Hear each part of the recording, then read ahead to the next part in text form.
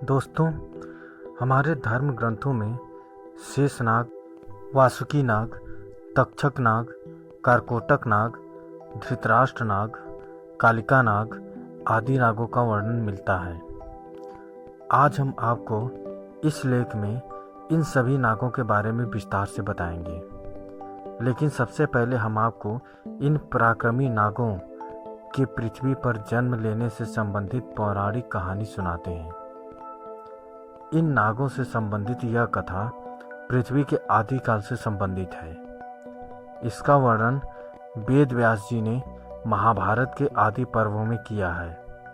महाभारत के आदि पर्व में इसका वर्णन होने के कारण लोग इसे महाभारत काल की घटना समझते हैं, लेकिन ऐसा नहीं है। महाभारत के आदि काल में कई ऐसी घटनाओं का वर्णन है जो कि महाभारत काल में बहुत पहले घटी थी।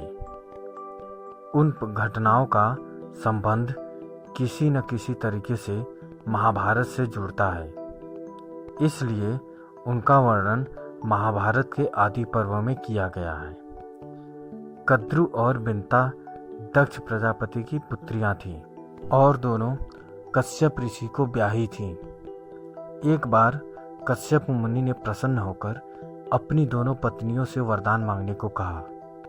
कद्रु ने 1 सहस्र पराक्रमी सर्पों की मां बनने की प्रार्थना की और बिंता ने केवल 2 पुत्रों की, किंतु दोनों पुत्र कद्रु के पुत्रों से अधिक शक्तिशाली, पराक्रमी और सुंदर हों।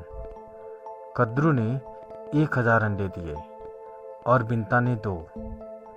समय आने पर कद्रु के अंडों से 1000 सर्पों का जन्म हुआ। पुराणों में कई नागों, खासकर वासुकी, शेष, पद्म, कंबल, कारकोटक, नागेश्वर, धृतराष्ट्र, शंखपाल, कालाख्य, तक्षक, पिंगल, महानाग आदि का काफी वर्णन मिलता है। कद्रु के बेटों में सबसे पराक्रमी शेषनाग थे। इनका एक नाम अनंत भी है। शेषनाग ने जब देखा कि उनकी माता व भाइयों ने मिलकर बिंता के साथ छल किया है, तो उन्होंने अपनी मां और भाइयों का साथ छोड़कर गंधमादन पर्वत पर तपस्या करनी आरंभ की। उनकी तपस्या से प्रसन्न होकर ब्रह्मा ने उन्हें वरदान दिया कि तुम्हारी बुद्धि कभी धर्म से विचलित नहीं होगी। ब्रह्मा ने शेषनाग को यह भी कहा कि पृथ्वी निरंतर हिलती डुलती रहती है, अतः तुम इसे अपने फन पर इस प्रकार धारण करो कि यह स्थिर हो जाए। इस प्रकार शेषनाग ने संपूर्ण पृथ्वी को अपने फन पर धारण कर लिया। क्षीर सागर में भगवान विष्णु शेषनाग के आसन पर ही विराजित होते हैं।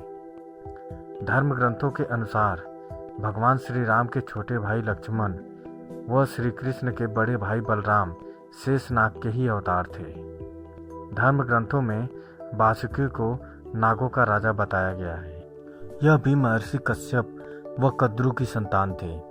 इनकी पत्नी का नाम सतशीर्षा है। इनकी बुद्धि भी भगवान भक्ति में लगी रहती है। जब माता कद्रु ने नागों को सर्प यज्ञ में भस्म होने का श्राप दिया, तब नाग जाति को बचाने के लिए वासुकी बहुत चिंतित हुए। तब एलापत्र नाग ने इन्हें बताया कि आपकी बहन जरत्कारु से उत्पन्न पुत्र ही सर्प यज्ञ रोक पाएगा। तब नागराज वासुकी ने अपनी बहन जरत्कारु का विवाह ऋषि जरत्कारु से करवा दिया। समय आने पर जरत्कारु ने आस्तिक नामक विद्वान पुत्र को जन्म दिया। आस्तिक ने ही प्रिय वचन कहकर राजा जनमेजय के सर्प यज्ञ को बंद करवाया था। धर्म ग्रंथों के अनुसार समुद्र मंथन के समय नागराज वासुकी की नेति बनाई गई थी। त्रिपुरदाह के समय वासुकी शिव धनुष की डोर बने थे। धर्म ग्रंथों के अनुसार तक्षक पातालवासी 8 नागों में से एक है। तक्षक के संदर्भ में महाभारत में वर्णन मिलता है। उसके अनुसार श्रृंगी ऋषि के श्राप के कारण तक्षक ने राजा परीक्षित को डसा था, जिससे उनकी मृत्यु हो गई थी। तक्षक से बदला लेने के उद्देश्य से राजा परीक्षित के पुत्र जन्मेजय ने सर्प यज्ञ किया था। इस यज्ञ में अनेक सर्प आकर गिरने लगे। यह देखकर तक्षक देवराज इंद्र की शरण में गया। जैसे ही ऋत्विजों यज्ञ करने वाले ब्राह्मण ने तक्षक का नाम लेकर यज्ञ में आहुति डाली, तक्षक देवलोक से यज्ञ कुंड में गिरने लगा। तभी आस्तिक ऋषि ने अपने मंत्रों से उन्हें आकाश में ही स्थिर कर दिया।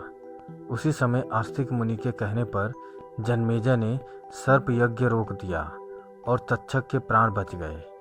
कारकोटक शिव के एक गण हैं।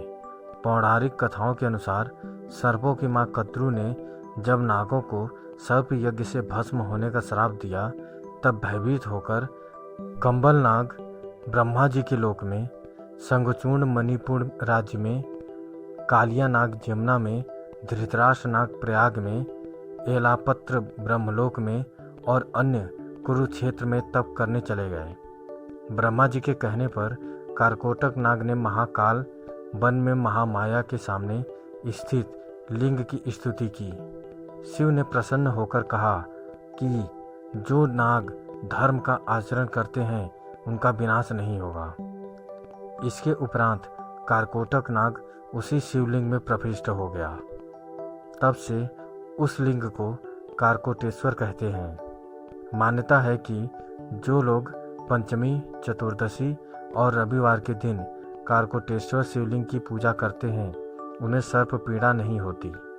धर्म ग्रंथों के अनुसार धृतराष्ट्र नाग को वासुकी का पुत्र बताया गया है।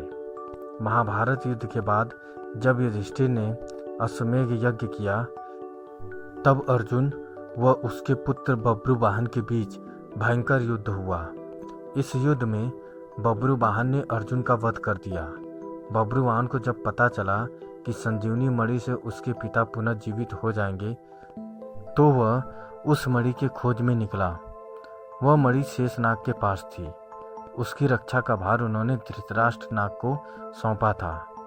बब्रुवाहन ने जब धृतराष्ट्र से वह मणि मांगी तो उसने देने से इनकार कर दिया।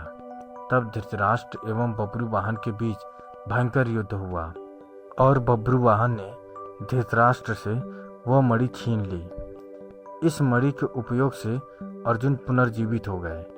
श्रीमद् भागवत के अनुसार कालिया नाग यमुना नदी में अपनी पत्नियों के साथ निवास करता था। उसके जहर से यमुना नदी का पानी भी जहरीला हो गया था। श्री कृष्ण ने जब यह देखा तो वे लीलावश यमुना नदी में कूद गए। यहाँ कालिया नाग व भगवान श्री कृष्ण के बीच भयंकर युद्ध हुआ। अंत में श्री कृष्ण ने कालिया नाग को पराजित कर दिया। तब कालिया नाग की पत्नियों ने श्री कृष्ण से कालिया नाग को छोड़ने के लिए प्रार्थना की। तब श्री कृष्ण ने उनसे कहा कि तुम सब यमुना नदी को छोड़कर कहीं और निवास करो। श्री कृष्ण के कहने पर कालिया नाग परिवार सहित यमुना नदी को छोड़कर कहीं और चला गया। दोस्तों, नागों की यह कथा आपको कैसी लगी हमें कमेंट करके ज़रूर बताएं। अगर अच्छी लगी तो शेयर करें, सब्सक्राइब करें और लाइक करें। धन्यवाद।